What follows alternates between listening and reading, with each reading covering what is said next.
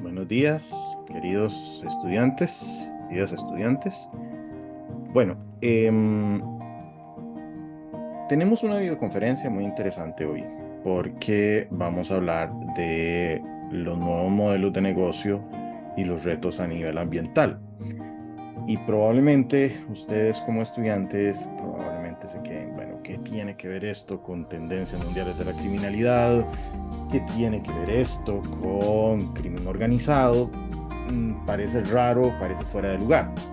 Sin embargo, sí hay una cuestión importante y es un estereotipo que tenemos en el que no tomamos en cuenta los crímenes ambientales, ¿verdad? Y en este caso, todas las acciones empresariales que se utilizan para cometer estos crímenes, ¿verdad? No por nada tenemos toda la situación que está ocurriendo en Cruzitas, ¿verdad? Con todo el desastre ambiental que eso incluye. Y no solamente por el hecho de que Infinito Gold cambia su forma de hacer. No tengo cómo probarlo, pero obviamente todo parece indicar que Infinito Gold contrata oreros nicaragüenses que vienen de una vez a esa propiedad, sacan la mayor cantidad de oro posible, destrozando el lugar sin ninguna responsabilidad ambiental, y tranquilamente ese oro es captado por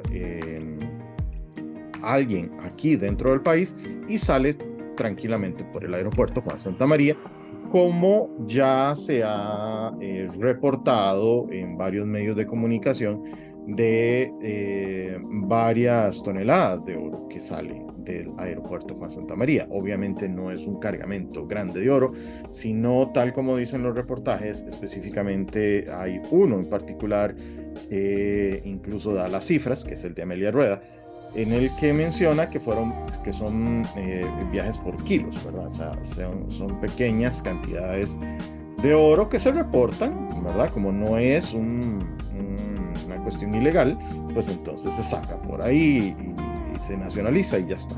Se paga el impuesto que tiene que ser y se envía a Canadá de nuevo, ¿verdad? Esto es un crimen ambiental que nadie le ha puesto mucha atención. Igualmente, no le ponemos mucha atención a todo lo que tiene que ver con los crímenes ambientales, pero todo esto tiene que ver con la forma en que se hacen los negocios. Por ejemplo, cuando hablamos del bromacil y de que las empresas transnacionales piñeras como Dow o Chiquita Brands contaminan las fuentes de agua de una población como el Cairo de Siquirres, entonces uno se queda pensando, ¿por qué al momento presente no hay una investigación penal, judicial, contra estas empresas? Y allá llega con su camión, le entrega el agua a las comunidades afectadas, tanto en Siquirres como en San Carlos, y aquí no pasó nada. La persecución de los crímenes ambientales dentro de nuestro país es realmente muy pobre. Entonces, queremos hablar un poco, no tanto sobre ese punto, sino sobre la posibilidad de abordar cómo estos nuevos modelos de negocio atentan de alguna forma el ambiente, contraveniendo las leyes nacionales que existen alrededor de esto. Una forma diferente de abordar el crimen organizado. Estoy seguro de que alguno de ustedes siempre cuando dice crimen organizado está pensando en marihuana, cocaína, tráfico de personas, pero tal vez en esto no. Y por eso queremos contribuir con esto. Hoy tenemos a la máster Ana Lucía Mora González. Ella es profesora de la UNED en el área de investigación, pero también de sociología. Ella tiene posgrado en sociología y su profesión es de geógrafa, perdón, Ana Lucía.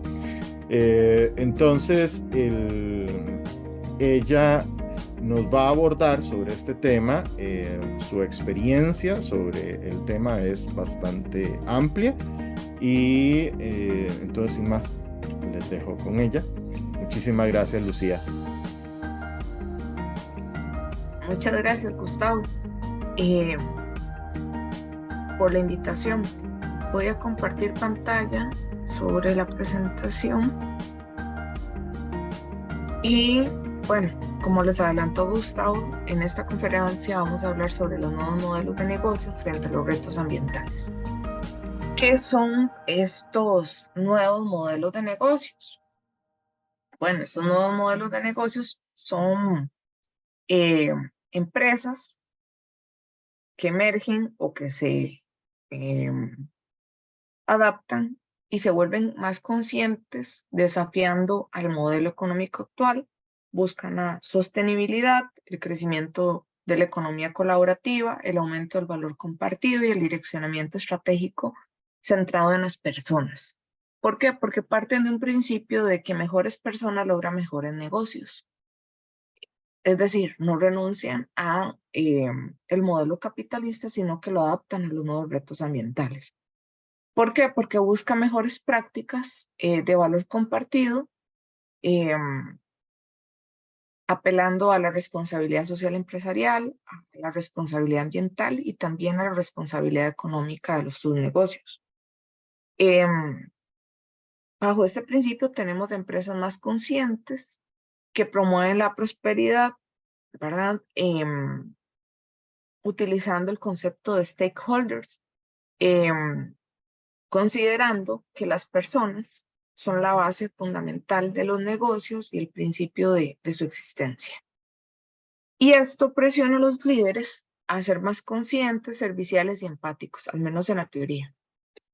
Bueno, también la economía colaborativa, como se le dice actualmente a estos nuevos modelos de negocios, se relaciona y tiene incidencia en la búsqueda de dar acceso a más personas a bienes y servicios a través de plataformas electrónicas. Un ejemplo de ello es Amazon. Le vende como forma tradicional un libro en papel, no sé, vale $40, pero vende el libro más económico en forma digital en, no sé, $15. Y con esto le da acceso a más personas a la información, o a veces libera inclusive un capítulo y lo vende a sumas más módicas. En esta línea también se habla de conceptos como Business People, reconociendo que los negocios, ¿verdad?, son intercambios y transacciones fundamentalmente entre personas. A veces reconoce el concepto P2P, que refiere a compañías, o P2C a personas consumidoras. Pero fundamentalmente en su esencia rescata el papel, ¿verdad?, y el punto central que tienen las personas en la interacción. Y esto obliga a las personas a redireccionar las empresas hacia una cultura más consciente, basada en el ser humano, y a renovar inclusive sus misiones, visiones y objetivos corporativos para alcanzar la armonía con este nuevo modelo. De esta forma, también incluye las relaciones de ambiente-sociedad, considerando estas formas de producción de la riqueza como un desafío que las empresas deben asumir ante la crisis social y ambiental, y especialmente la limitación de recursos naturales. Bueno, ¿cuáles podrían ser algunos ejemplos de estas empresas que conocemos y que utilizamos? Bueno, Airbnb, que es una plataforma de hospedaje donde personas ya no tienen hoteles, sino que inclusive pueden alquilar una habitación de su casa para generar ingresos. Uber, que es una plataforma muy conocida aquí en el Valle Central, que utiliza una aplicación móvil y conecta conductores privados con carros relativamente nuevos de menos de 10 años o 10 años máximo, con pasajeros que necesitan transporte, brindando una alternativa de empleo, ¿verdad?, informal, y una solución de transporte más económica que los taxis tradicionales. Están regulados. Tesla, que ha demostrado que los autos eléctricos son atractivos y una forma alterna de adopción de tecnologías más sostenibles, comillas, más adelante vamos a ver por qué. BioMint, que habla sobre, bueno, venden productos basados en plantas con sabor y textura de carne, con el fin de volver más sostenible y ética la dieta de los consumidores. Patagonia, que es una empresa de ropa, especialmente de montañismo, eh, que apela más al reciclaje, al comercio justo y a la protección del ambiente, al menos en discurso. Toms, que es una empresa de calzado que dice que por cada par que vende en sus tiendas, dona otro a países en vías de desarrollo. Y Dropbox, que es una de las principales empresas que ofrece almacenamiento en línea y servicios de colaboración y tiene una parte paga y una parte libre. Estos negocios que vimos que vimos anteriormente, tienen la particularidad de que son utilizados cotidianamente y más o menos conocidos, pero forman parte de esta nueva dinámica. Y forman parte de esta dinámica, ¿por qué? Porque apelan a estas formas. ¿A cuáles son las formas en que estos negocios asumen esos retos ambientales? Bueno, primero que todo porque apelan a una economía circular, de reducir residuos y maximizar el valor de los recursos al fomentar la reutilización, reciclaje y reparación de productos. También a la eficiencia energética, ¿verdad? Ayuda a reducir emisiones y sino también a significativos de costo a largo plazo. A veces Uber apela a esto, supuestamente bajo la norma de que le dice a los conductores, ponga el retorno y le manda un viaje de retorno a su casa. Entonces, se supone que es una forma de como de carpooling, pero obviamente con un beneficio económico. Entonces, se apela a esa eficiencia energética, que sería más complicado llamar un taxi desde una central y movilizar a las personas que tratar de hacer que los algoritmos maximicen esa eficiencia. También apela a la producción sostenible, a la adopción de prácticas de producción más sostenibles, en algunos casos, como el de la empresa de sustitutos de carne, el uso de tecnología verde, ¿verdad? El uso de tecnologías renovables, sistemas inteligentes de gestión de recursos. Esto tiene que ver más con la empresa de Tesla, ¿verdad? Y otras empresas que tienen automóviles eléctricos. Pero más adelante vamos a ver un dato interesante sobre esto. Y también se apela mucho a la transparencia y divulgación de las prácticas ambientales. ¿Por qué? Porque incluye socializar información sobre la huella de carbono, consumo de agua y otras métricas socioambientales para que los consumidores y los inversores tomemos decisiones supuestamente informadas. También apelan al uso de responsabilidad social corporativa mediante proyectos de reforestación, compromisos de protección de biodiversidad y con organizaciones ambientalistas. Además, se apela a una economía compartida y colaborativa donde permiten a las personas compartir bienes y reducen la necesidad de producir nuevos productos. Esto suena muy romántico, suena muy cool que estas nuevas empresas tienen estas dinámicas, pero también hay unas críticas al respecto. La principal es que el usuario no tiene control sobre la información. Hay un sentido de caja negra. Porque no hay acceso transparente sobre la eficiencia energética, sobre la economía circular, sobre la producción sostenible, ni sobre las prácticas socioambientales. Un ejemplo de esto es cuando compramos algo que supuestamente dice que es carne, un sustituto de carne para ser ecológicamente amigable con el ambiente y que es carne orgánica, ¿verdad? Hecha a partir de productos orgánicos, pero en realidad no lo son o cumplen apenas con los parámetros aceptables para ser exportados. o consumidos. En el caso costarricense ya se dio un caso donde, bueno, una producción exportada de melones fue devuelta porque no cumplía con la cantidad aceptable de agroquímicos en, en el país de destino, ¿verdad? Conforme a la normativa europea.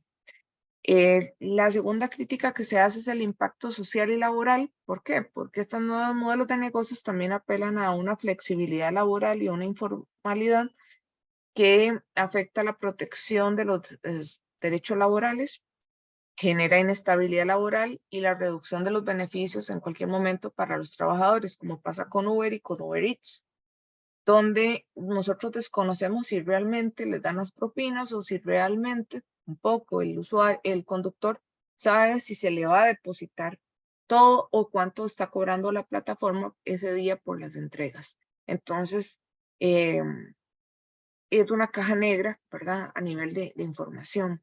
Y también fomentan impactos sociales y laborales de deterioro. La tercera es del monopolio y concentración de poder. ¿Por qué? Porque estos nuevos modelos de negocios fundamentados en plataformas digitales han llevado a consolidar un mercado y a la creación de monopolios de poder. Al ser tan influyentes, también dificultan el acceso a nuevos emprendedores. No vemos en las aplicaciones de los teléfonos un montón de empresas que vendan comida. Hay otras alternas, pero nada tan fuerte como Uber. Didi es una alternativa, InDrive es otra alternativa, pero no son tan fuertes como estos monopolios que se crean. Y esto concentra el poder. Además, hay otros riesgos no considerados, como son la privacidad y la seguridad de los datos. ¿Por qué? Porque estas empresas no solo brindan el servicio de plataforma, sino que también nosotros renunciamos y ellos compilan y utilizan nuestros datos y los analizan en su propio beneficio e inclusive los venden. Un ejemplo de esto es Uber Eats, que si ustedes ponen la aplicación y un día compraron pollo un martes, les va a comenzar a enviar notificaciones los martes u otro día de la semana que les sugiere esto, que consuma tal cosa, y están utilizando los datos, utilizando inteligencia artificial y algoritmos para presionar a mayores beneficios e inclusive vendiendo publicidad. Otras críticas que se le hacen es que carecen de una regulación adecuada. ¿Por qué? Porque los avances tecnológicos superan por mucho a los marcos regulatorios existentes en los países, lo que puede dar lugar a situaciones en las que las empresas operan bajo un vacío legal. Inclusive, bueno, en este caso tenemos los de Airbnb, que no tienen un permiso sanitario y funcionamiento. En realidad no se sabe si las casas están, ¿verdad? O los apartamentos realmente realizan las prácticas de sanitización, de manejo de local de forma conforme a los protocolos sanitarios y la gente lo consume. Entonces hay un vacío legal, funciona al margen de la ley y tampoco hay un marco regulatorio ni municipal, ni mucho menos a nivel de Rectoría del Ministerio de Salud para ir casa por casa, ¿verdad? Cuando se revisan los Airbnb en físico, ni obligar a los propietarios a que abran las puertas, ¿verdad? Para realizar una inspección, tampoco están los recursos. Otra crítica que se hace es el aumento de consumo de recursos e impacto ambiental. ¿Por qué? Porque a pesar de que la teoría dice que estos nuevos modelos de negocios en la práctica no son tan sostenibles como dicen serlo y generan demandas adicionales de recursos naturales y no tanto de la innovación tecnológica ni de gestión de residuos esperada. Un ejemplo de esto son los servidores que dan soporte a las plataformas, ya que requieren grandes cantidades de, bueno, de energía eléctrica, ventilación e inclusive agua para mantener las condiciones de funcionamiento idóneas. Y no todas las empresas emplean prácticas socioambientales ni sostenibles de mantenimiento de estos servidores generando mayores impactos ambientales. También podríamos hablar de las baterías de litio, ¿verdad? De los carros eléctricos. Se dicen que son una alternativa sostenible, pero en la práctica, a la fecha no se ha encontrado un método de aprovechamiento ni reutilización de todos los componentes y se generan grandes cantidades de contaminación. Además, que fomentan la brecha económica y social, generando desigualdad y exclusión, ya que no toda la población puede acceder a estos nuevos modelos de negocios por falta de acceso a la tecnología e inclusive Internet o de habilidades digitales. También algunos negocios son generadores de desigualdad y exclusión porque sus precios son más elevados y van enfocados a un sector particular de la población. Por ejemplo, Beyond Meat, porque sus productos son de un valor mucho más elevado que la carne promedio que consumen los estadounidenses, sino que refieren a un consumo más de clase media y alta. Otros retos, ¿verdad? Que enfrentan los estados frente a estos nuevos modelos de negocios y que también implican desafíos a nivel social, son estos. Bueno, a nivel de estado, el fortalecimiento de la institucionalidad y la creación de una política pública que responda a esos desafíos ambientales, tributarios, porque un estado sin recursos no puede operar, no puede contratar más personas, no puede crear plataformas ni comprar tecnología para controlar estos nuevos negocios, ni mucho menos garantizar derechos laborales o de seguridad de los datos de su población si no tiene los recursos. Entonces, crear política pública en diferentes áreas y fortalecer la institucionalidad desde todos los francos es fundamental. Sin esto no se puede luchar. Además, como sociedad nos queda el desafío de fortalecer las capacidades de análisis crítico como consumidores para reflexionar críticamente sobre la huella hídrica y ambiental de los nuevos modelos de negocios.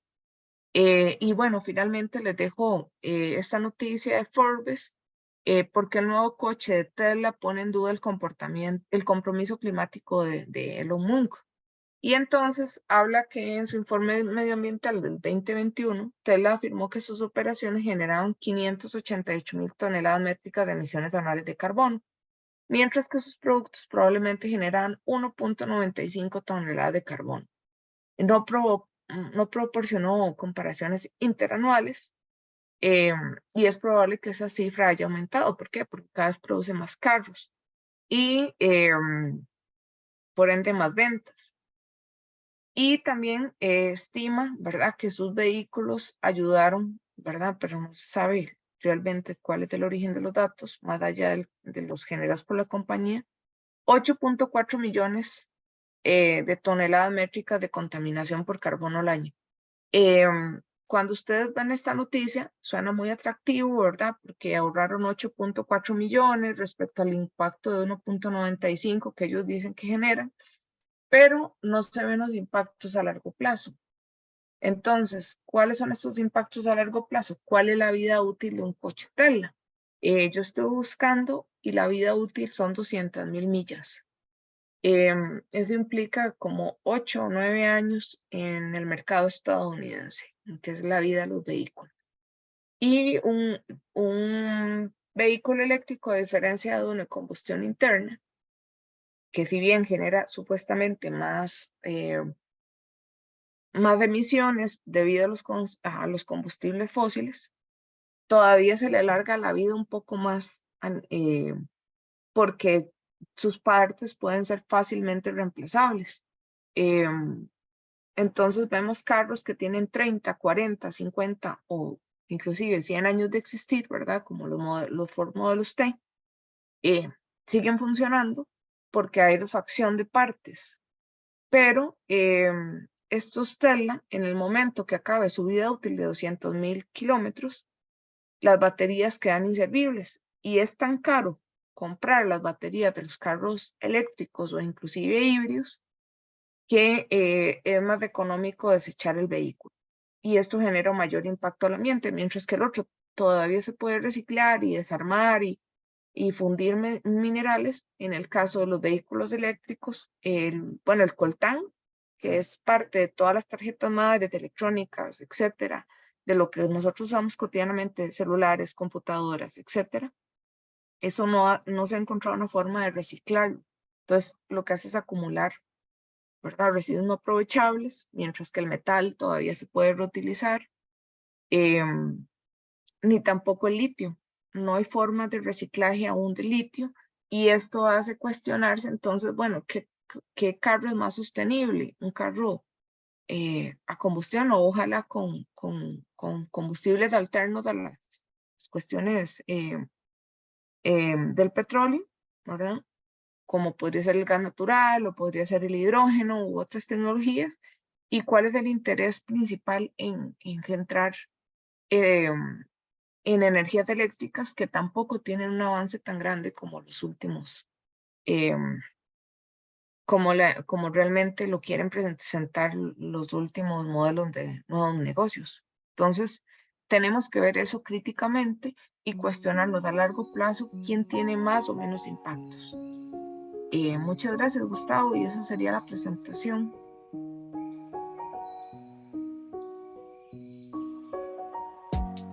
Muchísimas gracias, Lucía, por esa exposición. De todo, quiero rescatar los puntos de las críticas a estos nuevos modelos de negocio y que efectivamente pueden terminar siendo elementos que transgredan alguna norma. Tal vez lo primero es el hecho de que no hay control de la información y la privacidad de los datos prácticamente es nula. Todos sabemos que de alguna forma en el momento en que damos acepto al contrato de Uber, Facebook, Twitter, TikTok, etcétera, nuestra privacidad se va por el caño. Toda esa información termina dentro de la empresa y es utilizada como forma de publicidad. Ya ahí hay un elemento ético muy importante de parte de las empresas, porque pueden decirnos perfectamente que son datos anonimizados, es decir, que son anónimos, no se mencionan nombres.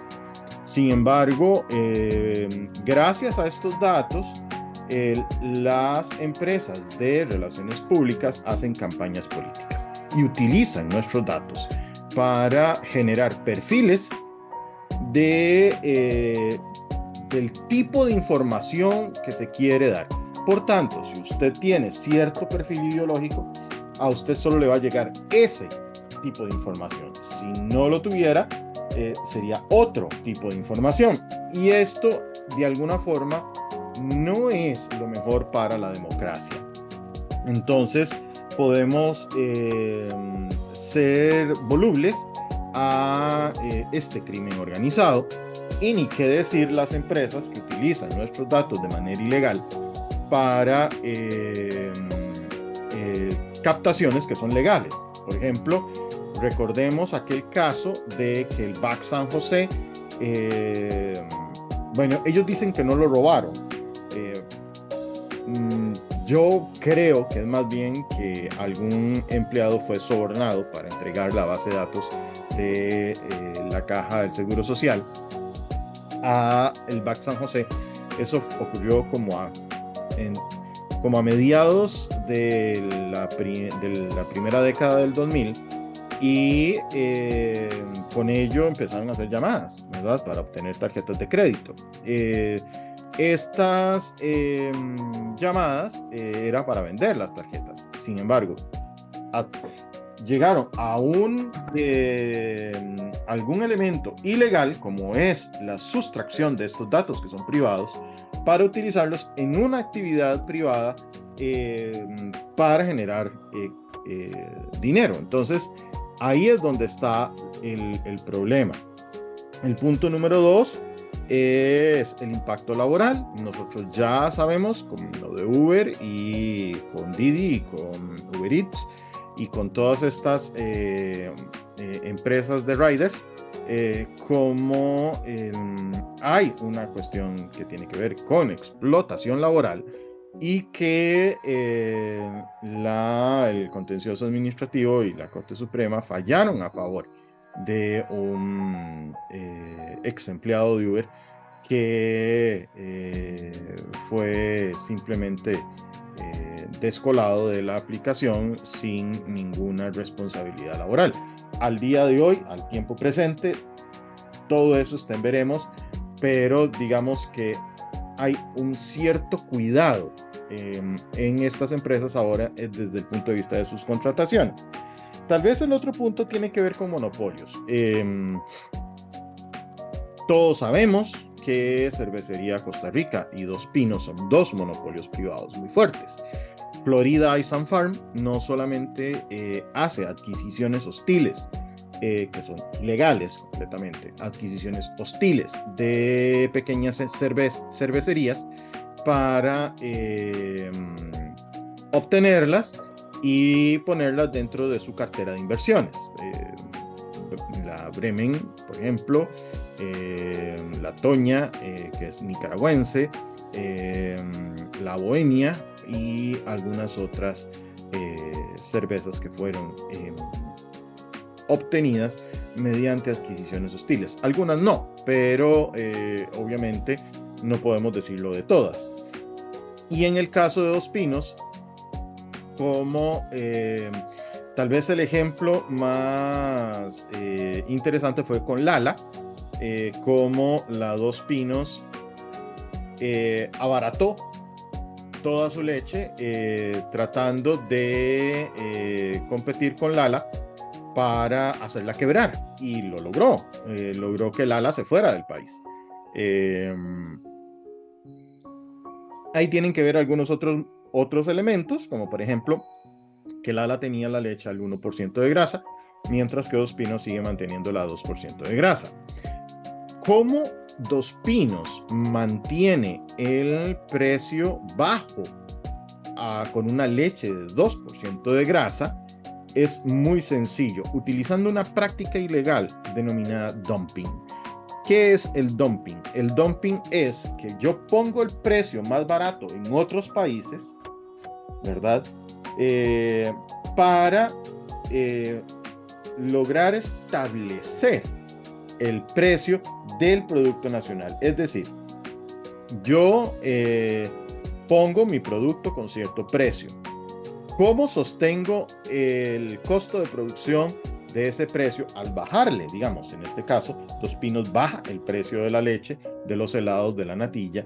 Aquí en Costa Rica, cuando estaba Lala, ahora no, ya lo aumentaron, pero cuando estaba Lala no, trasladando el costo de ese producto hacia otros lados. Entonces, en Panamá, en Guatemala y en otros lados donde se vende Dos Pinos, ellos son los que pagan el costo de que sea más barato aquí. Una vez que se fue Lala, hicieron el elemento contrario. Ustedes simplemente vayan a Panamá y cuánto están los productos Dos Pinos en Panamá. Están muy baratos. ¿Cómo está tan barato allá? Es porque nosotros pagamos lo que falta del precio de allá. Esa práctica se llama dumping y el dumping es ilegal. Está prohibido por el Código de Comercio de Costa Rica. Sin embargo, siguen haciéndolo. Entonces uno se queda pensando, wow, ¿cómo es posible que nosotros no hagamos o no apliquemos esa ley? ¿Cómo probarlo? Esa es otra cosa. Además de que Dos Pinos tiene toda la plata del mundo. Florida Ice and Farm tienen toda la plata del mundo. Tanto así que venden su cerveza en Nueva York. Y es fácil ver un camión de Aguilitas Imperial en la Quinta Avenida. El punto número 5 que mencionabas, Ana Lucía, es sobre lo de la regulación. Estas empresas hacen lobby legislativo para desregular los mercados. Y al desregularlos evita los controles tanto, digamos, de control de aguas, de controles ambientales, etcétera. Y esto sí también es un elemento importante porque hay un tráfico de influencias que también es ilegal. Y lo último, bueno, el impacto ambiental, cosa que ya vimos. ¿Por qué vos no sabes nada de lo que está ocurriendo en el Cairo de Siquirres o en San Carlos? ¿Por qué solamente algunos medios han hablado de eso? Y es terrible porque la población no tiene fuentes de agua porque se las contaminaron. Ahora en Tierra Blanca y en San Juan de Chicoá, con el caso este del cloroniquil, que es un agente cancerígeno y que utilizaron montones en sus legumbres. De nuevo, una práctica que no debió ser, porque ellos vendían su producto como orgánico. El automercado paró la compra de legumbres a estas personas por una infracción del contrato, porque le dijeron que era orgánico y en realidad no lo es. Igual con la piña, la Unión Europea nos metió una sanción muy fuerte porque nosotros siempre vendimos la piña como si fuera orgánica cuando nunca lo fue. De hecho, está cargada de bromacil. Y lo último es que toda esta situación genera desigualdad. Ok, uno diría, bueno, pero eso no es punible. Claro, no lo es.